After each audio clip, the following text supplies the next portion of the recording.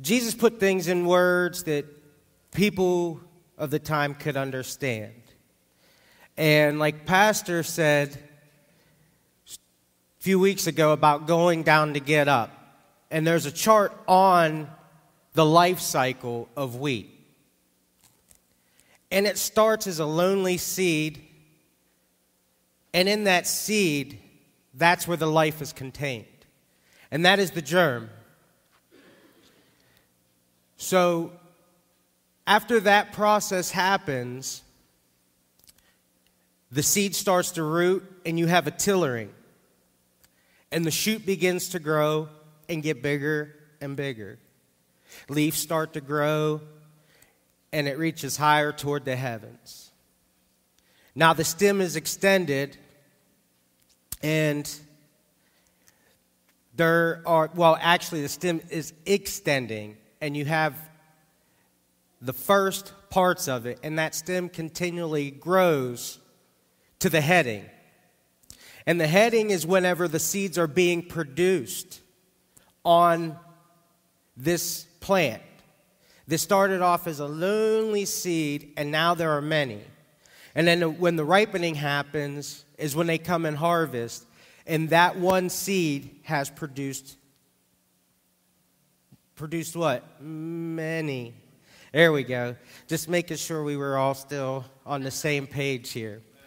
So, if you think of it like your walk with Christ, before knowing Him, you were alive but not living. Until that time in your life whenever you said, I'm sorry. And the time when you said, thank you and please come into my life. That old you, that sleeve of the nut part is gone, and the germ bursts forth with life.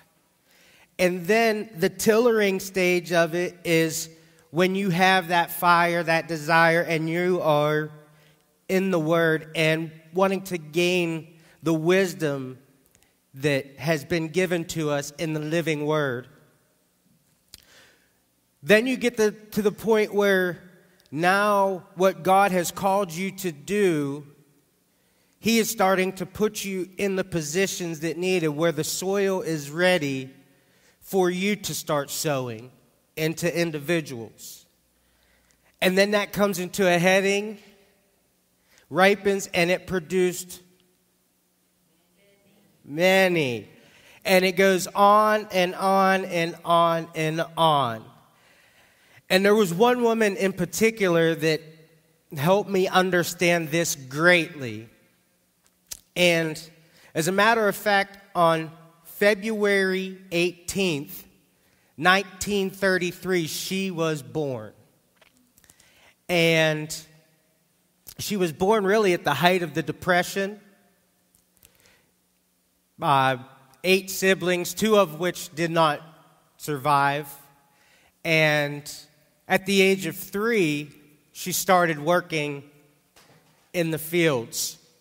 Her father would shave their heads, and they would go plant and tend to a garden. And he was a very, very strict individual. And at a point in her life, she found something that not many get to experience, and it was joy. And she always would keep that, not keep the joy, you could see the joy in her, but she never showed signs of being upset. And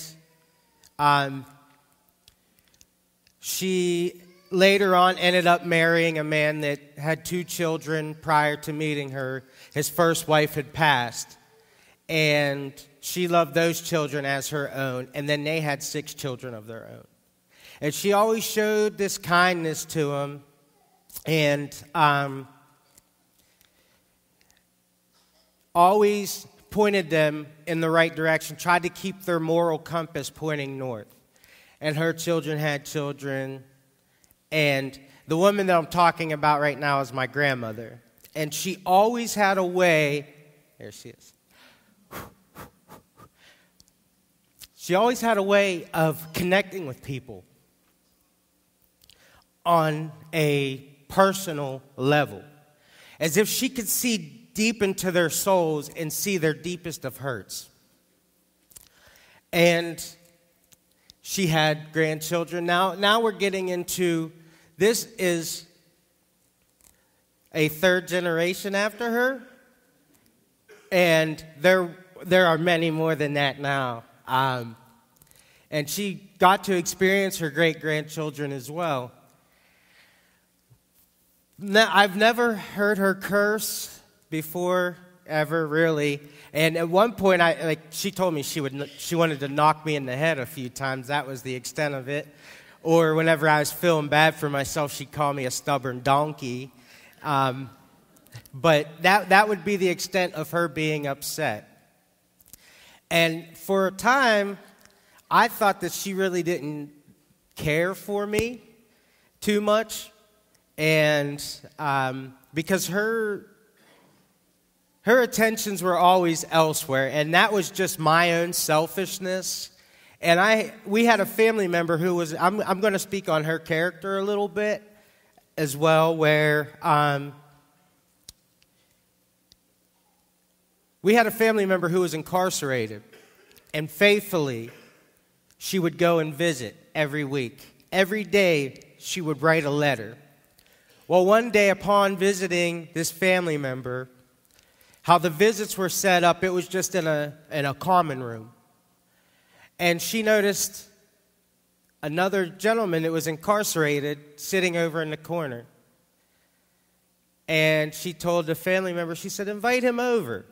And we were all just kind of looking like, you know, we're in a jail. It's not like we're just sitting in a cafe here, and there's a guy just sitting over there. She said, well, he has no one to talk to, and grab him something out of the snack machine. So we did, and she got to talking to him, and to the point that she got sick.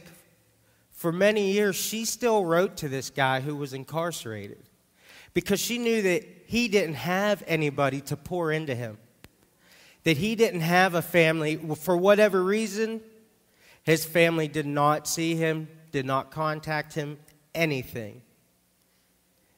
But she saw beyond the physical form of this individual, and she saw a child of God that was hurting. And she always would say that she didn't have sympathy, that she had empathy. And that's one's ability to feel what the person next to you is feeling or going through. That's my definition of it. And she would always, the stories that you hear me tell, the stories of the little girl crossing the road and the snake asking her to cross, pick him up and cross, and little girl says no, and the snake says, come on, I promise, you put me in your pocket, I won't bite you. I could go on with the story, but I would be rambling at that point. But those were kind of the analogies and parables that Jesus would give to keep people pointed in a direction, where the girl ended up taking the snake across the road, and it bit her. And she said, ow, you bit me. And he said, you knew what I was when you picked me up. So everybody in here understands that. And at the time Jesus was alive, he knew that they understood cultivation. So as she neared the end of her life, the last few years of it, we were sitting down and talking, and she would pack me a lunch. As an adult, when I worked in Wellsburg, they lived in Follinsby, she would pack me a lunch every day, and I would stop and grab it. And then the days that I wouldn't pick it up, I just had to say this because that's awesome, you know. And that I would get a phone call, and she said, well, I figured you were running late, so I'm going to go ahead and bring it to you. Wow. Or then if she was upset when I didn't pick it up, now, Michael, if you don't pick this up, I won't pack you a lunch anymore. Because I have 3 days worth of lunch here that you're going to have to pick up the next day. And either waste not, want not, Michael. Waste not, want not. Take all you can eat and eat all you can take. I mean, the list goes on forever. And we sat down, and it was a time that I was going through trouble, and a time that I needed to hear the voice of God.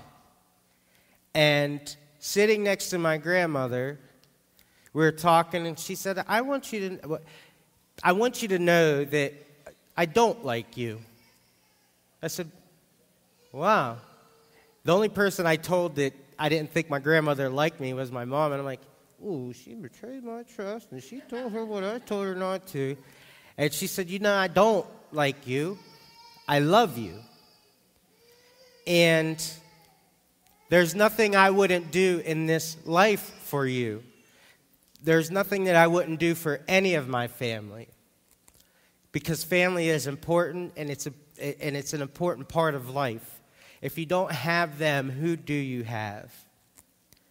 And I said, well, that makes sense. And I started going on with my troubles, and that I had backslid a little bit and relapsed. And at this point, I was not living in my household. I am a stubborn donkey at times, and I will definitely bite my nose off to spite my face. I can't lie because I'm in a church. And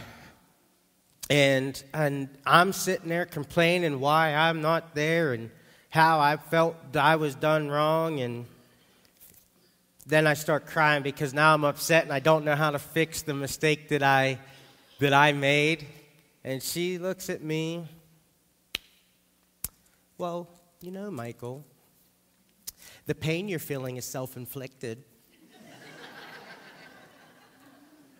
The pain I'm feeling is self-inflicted. She said, so I don't even know why you're sitting here crying right now. And you're going to have to, just the same whenever you relapse, Michael, nobody ever learned how to ride a horse by staying off when they fell off. She said, you're going to have to continue through. And this was before we started attending here, and I was pursuing my calling elsewhere, but that's not where I was supposed to be. And my grandmother said she said, God has called you, and he's putting you on a platform you have a beautiful platform to reach and teach others and to give away what God has given you. And not only are you sent to guide God's people, but I won't be here forever. And when I'm gone, you're going to have to be the spiritual voice of this family. Whew. So, how she lived her life, she would always say she is giving it away. And whenever I would feel sorry for myself, or when I was feeling sorry for myself at that time, she said, did you truly accept Jesus Christ into your life? I said, yes. She said, well, then the old you is dead and gone. You are anew, and it's time for you to start living and stop being alive. And one of the scriptures that she had told to me was in John 4, verse 33. And it continues on through 38. It says, then his disciples said to each other, could someone have brought him food? My food, said Jesus, is to do the will of him who sent me and to finish his work. Don't you have a saying? It's still 4 months until harvest. I tell you, open your eyes and look at the fields. They are ripe for harvest. Even now, the one who reaps draws a wage and harvests a crop for eternal life, so that the sower and the reaper may be glad together.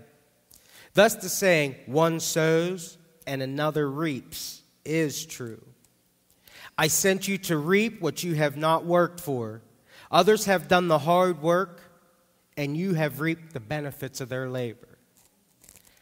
And she would always say that she had a wonderful life, that there is nothing in her life that would be changed. She was a hard worker, started working at the age of 3. She had a husband that had a gambling problem, lost her home. She got a job working at the steel mill, when it was still a time where women weren't doing the job that men could do.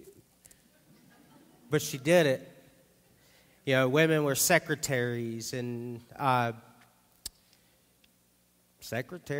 nurses and things of that nature, but she went beyond that so that she could take care of her family and show them that nothing in this lifetime is given to you, and the things that you do have truly are not yours and yours alone, that they were all blessings from God, and that she was just reaping the benefits of the work of Jesus Christ, and that she was just maintaining his crops in his fields so that maybe the seeds that she scattered amongst the ground would take root, burst forth with life, so on and so far on and so far, and become.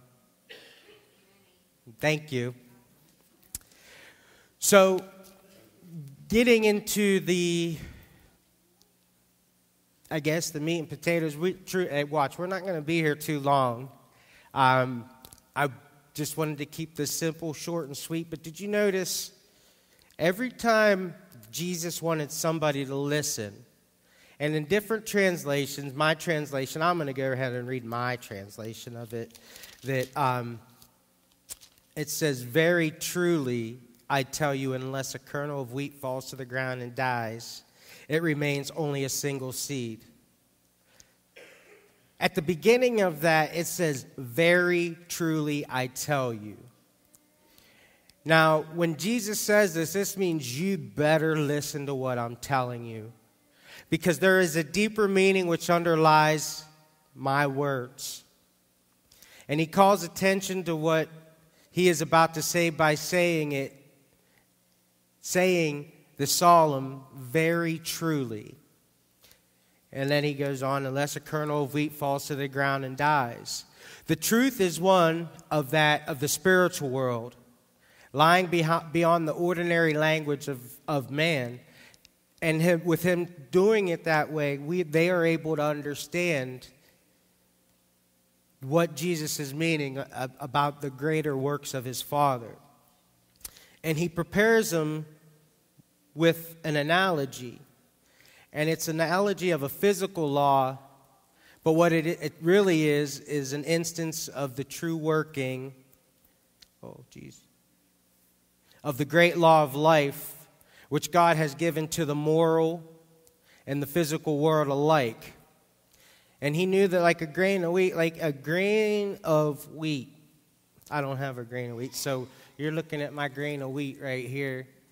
And it's a small, tiny little seed, and it's unassuming, and it's minuscule and minute. But it grows to blanket fields, just like the little tiny mustard seed that Jesus talks about. Falls to the ground, and it roots and becomes a mighty tree that houses the birds and hides the birds of the sky and feeds them. That's how he explains his Father's kingdom, and that we understand it and soak it in. And the delivery is different, but the words are always the same. Now, they knew that in this single grain of wheat contains the life germs that would remain alone and do nothing at all. But if you dropped it, it burst forth with the life that would too root, tiller, stem, and extend, come to a heading, ripen, and produce many. Thank you. Okay, I'm feeling better about this now. Let me just lay this flat here. So, the true power that is released is in the inner part of it is the power of life, the life power, which is held captive. And then once it does, it's multiplying itself in succession. And the grains would clothe the whole field, and the field would have the harvest of the fruit, which is the fruit of the Holy Spirit, which has been given to us by the blood of our Jesus Christ. Now, the law of Christ teaches us, and also of the moral world, and of the world in which his life is subject to. That he came to us as a man, and that the power which is the life of his is the true life that the world finds, and the source of this life is death. Now, in his death, the death of the Son of Man, he is life. Life is him. He quickens whom he will, so that whoever believeth in him will have eternal life. And these truths, these gospels told us again and again the benefits of accepting Jesus Christ. Now he tells us that while he is still on earth, this life exists, but in its germ form. And that in his death, it will burst forth and grow up and multiply itself, the great spiritual harvest of the world. Such was the prophecy that was given before his birth. The history of it all that is best and truest and noblest in the life of centuries comes to us as the fulfillment. Hearts hardened, sinful, and dead. That's what we've been led to think of this. But when we think of this, we have those people that have sowed those germs of life into us, and they spring and burst the husks of our former prisons and grow us up into living powers, which have changed our whole beings. This is the individual fulfillment that has come to many, and it is going to come to all. And Jesus continues on. As I draw to a close, like I said, this wasn't a really long one. It was just that we are going to reap these benefits of the past that God, our Father, has laid for us. And we are just tending the fields to continue his work. And Jesus goes on in John 12:27. It says, "Now my soul is troubled. And what shall I say? Father, save me from this hour. No, it was for this very reason I came to this hour. Father, glorify your name."